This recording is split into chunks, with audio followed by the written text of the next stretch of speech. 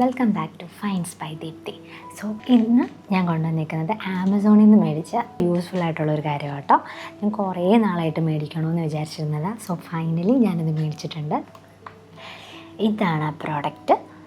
So ഇത് eyebrow trimmer and facial hair റിമൂവറാണ്. പെട്ടെന്ന് നമുക്ക് എവിടെയെങ്കിലും പോകണമെന്നുണ്ടെങ്കിൽ പ്രോപ്പറായിട്ടൊന്ന് ഐബ്രോസൊക്കെ ഒന്ന് ഷേപ്പ് ചെയ്ത് പോകണമെന്നുണ്ടെങ്കിൽ ഭയങ്കര യൂസ്ഫുൾ ആയിട്ടുള്ളൊരു സാധനമാണ് ഞാനിപ്പോൾ മേടിച്ചേക്കുന്നത്.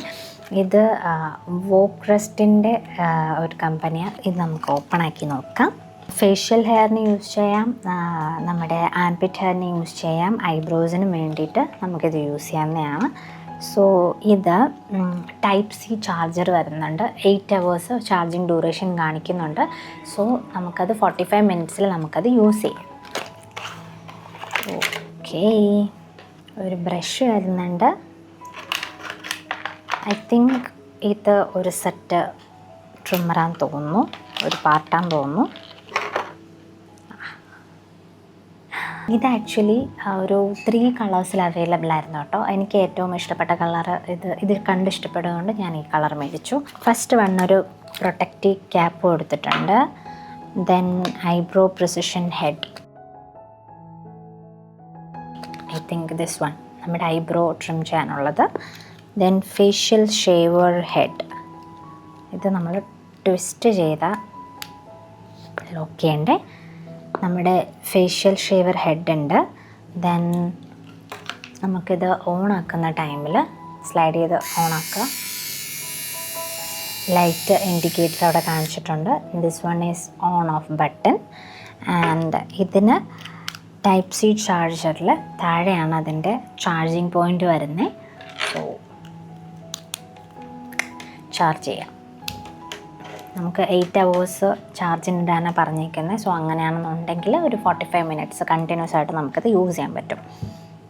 അപ്പോൾ ഞാനിപ്പോൾ ഇത് ഐബ്രോസിന് വേണ്ടി ഞാനിപ്പോൾ എടുക്കുന്നില്ല. പിന്നെ ഐബ്രോസ് പ്രോപ്പറായിട്ട് മിറർ നോക്കി ചെയ്യുന്നതായിരിക്കും ബെറ്റർ എന്നൊരു ഫീൽ. ഓക്കെ, ഞാൻ കയ്യിൽ പ്രോപ്പറായിട്ട് ഒന്ന് ചെയ്യാം. ഒരു സൈഡ് മാത്രം ചെയ്യാം. എൻ്റെ കയ്യിലിപ്പോൾ ഹെയർ ഉണ്ട്. സോ ആ ഒരു സൈഡ് മാത്രം ഞാൻ ഫേഷ്യൽ ഹെയർ റിമൂവൽ വെച്ചിട്ട് ഞാൻ കാണിച്ചു തരാം. ഓക്കെ, സംഭവം ഇപ്പോൾ ഓണാണ്. ഞാൻ കയ്യിൽ എനിക്ക് കുറച്ച് ഹെയർ ഉണ്ട്, നമുക്കത് ചെയ്യാം കേട്ടോ.